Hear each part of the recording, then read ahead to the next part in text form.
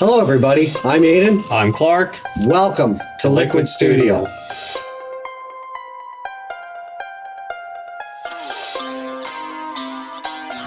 So today we're going to talk about the Mooer GE300. We're going to do another follow-up video after owning the unit now for about 7 or 8 months. We just want to discuss the sound of it, and we want to discuss our overall impressions after having it for so long. As you saw in the first couple videos that we did, my first initial impression was I liked it, but I wasn't blown away by it. I still preferred the sound out of the Axe unit when I used it. It was just the Mooer had more portability and convenience that way. And over the last few months, I was back and forth on the fence whether or not to keep it or sell it and get the Axe FX 3. But in the end, I decided to keep it, and I'm really glad that I ended up going that route because it sounds phenomenal. I'm really happy with it overall. After we've upgraded a few more things in the studio and I purchased a few more IR packs, I purchased the brand new one from ML Sound Lab, the G1275 speaker pack, and I purchased the Hammer Evolution series, and both of them sound phenomenal with the different amps that I get. And after purchasing those, I've incorporated them into my setup for my band, which we're going to play some sound samples in a little bit here that you can hear different setups that I've done with these IR packs in the 300. Yeah, I remember when I first heard the Axe effects, the initial reaction I had was I was just really blown away with how much that sounded like an amp. It sounded like a cranked up amp to me. And then when I heard the Mooer, it didn't quite sound the same. It just to me it felt like it was lacking like in the low end and the depth of the sound. But the reason for that is because like the sounds you're getting out of that I find is more of like a processed guitar sound. So it's like it's a mix ready sound. It's all done. Your EQ curves are kind of set to you. Your high pass and low passes are set more so. And it's kind of more tailored to fit into the context of a band, not just this is the sound of the amp filling up the room. It's definitely something you have to get used to with the sound, because if you're used to playing a guitar and amp in a room and then you switch to one of these things, it's a completely different experience right away, because you're expecting it to have that feel and sound like you do of like the air pushing through the room and stuff, but you don't really get that. Like he said, it's more of like a mix ready. It's more what you would expect to hear a guitar sitting in a mix track on a CD or album. Yeah, I was gonna say, and it depends too probably the type of music you're like, because if you're listening to more modern music, that may be the sound you're used to hearing with a guitar. It's just a little different. We grew up listening to a lot of like classic rock, and like I grew up in the 90s, so for me it was more classic rock. The sound of a guitar was like a big guitar, like Marshall sound, and that's definitely leaps and bounds away from what a guitar sound is now. So it's just the Axe, I guess, was initially it kind of gave me that kind of feeling more like a guitar amp, not a processed guitar sound. But now, having said that, having the processed guitar sound is unbelievable when it comes to playing, especially in a live context, because like you can get the exact sound you want. It's always going to sound like that, and every time you're going to be able to recreate that sound exactly. You're not going to be relying on playing the amp. You know, it's not like with an amps. amp where like when you show up to a different area, you're going to have to adjust the EQs on the amp and stuff to suit your room to get it as best to your sound as possible. Whereas with this, the most you're going to have to do is adjust a little bit of your volume, maybe the output that you're giving to the front of the house. But other than that, your sound's going to be the same if you're playing in the basement or if you're out playing a venue. One quick thing before we do get to the sound samples, as Clark said, experimenting with IRs does make a big difference, and it makes a drastic difference even after you get everything set. You want to experiment with the IRs because that will really change the sound and how the guitar, the tone resonates.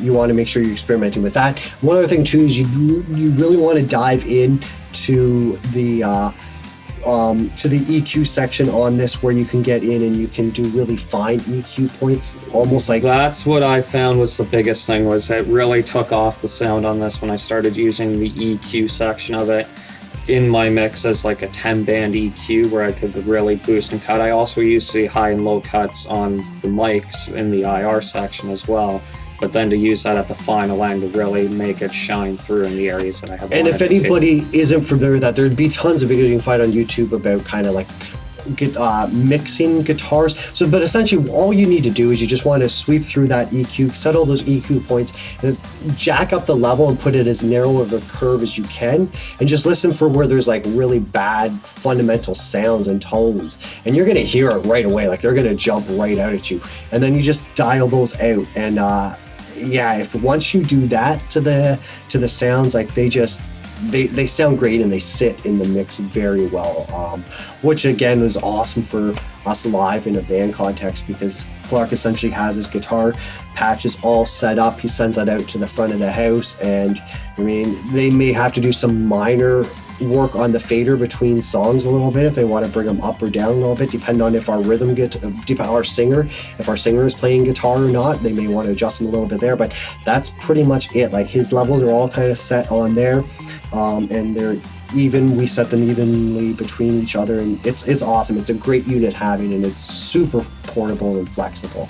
And then the other thing that's a huge bonus I find too with going this route, compared to the amps, is for like live use, convenience wise, I just take a small little form factor pedal board and my guitar, and that's it. And then I take my wireless like in-ear system, as opposed to taking a giant amp with me and a pedal board and have to make sure that in between songs all my effects are set properly for the song that I'm playing. And then playing at home here in live use too, for when we record, it's great because we can set up the microphones on the drums for practice, and there's absolutely no bleed in the room from my guitar or from his bass. I also did purchase the Headbrush flat frequency response monitor to use with it, and I find that was a great purchase. I just got the 8-inch speaker version, but it's great for sitting in a room, giving you more of that amp feel of having the speaker right there listening to it. And I just found it was great for helping me set up all my patches, and I really enjoy just being able to, it makes it a lot more fun setting up and playing, because it makes it more like a guitar amp. Yeah, and if you didn't want to go the route of the in-ears, the Headbrush is great too, because you can just take that with you, and you plug into that, and then you send your other output right out to front of house, and you're good to go. You still have your monitor in there, which is great. Cool thing too with it when you're playing live too is it has 2 inputs, so you can send your own signal in. You could get like the front of the house signal and use it as your own stage wedge, and where you can blend the levels, so that way you can set your tone, your guitar higher than everything else if you want to hear it a bit more. Awesome. So yeah, we're going to cut to some sound samples from we did at band practice the other night. We just recorded. We're just getting ready for a show, so we just recorded that. So you can kind of hear Clark's guitar, and you can hear it then in context of like the band and how this unit sounds. And like you said, we couldn't be happier with it. Yeah. So let's get to the sound samples.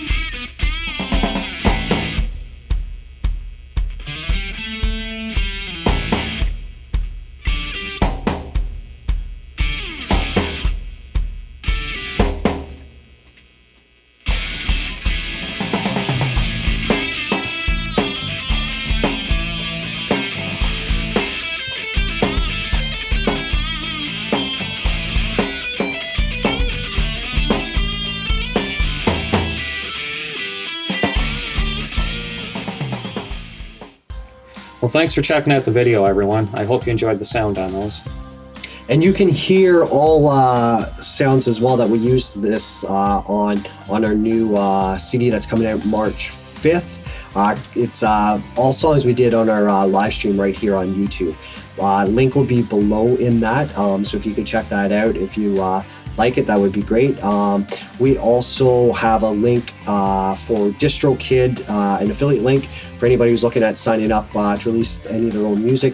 The link will save you 7% off your membership. That's who we used for this release, was DistroKid, and it was pretty easy and seamless for us to figure it out, to get everything set up and send off to them.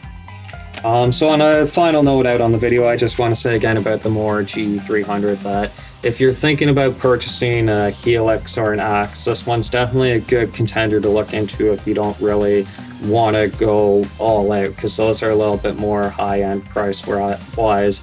You do get a little bit more effects-wise and a lot more options with like loading things, but if you're more of a basic player, this is going to suit your needs more than you would ever need. Yeah, and there's actually even smaller versions as well. We're thinking about getting another version. Yeah, we're looking at the 150, which is just a little version that has 2 switches on it for our singer and rhythm guitarist. Yeah, just so we could program patches in that for him, and same thing as Clark, just have that quickly patch into it and good to go. Well, take care, everyone. See ya.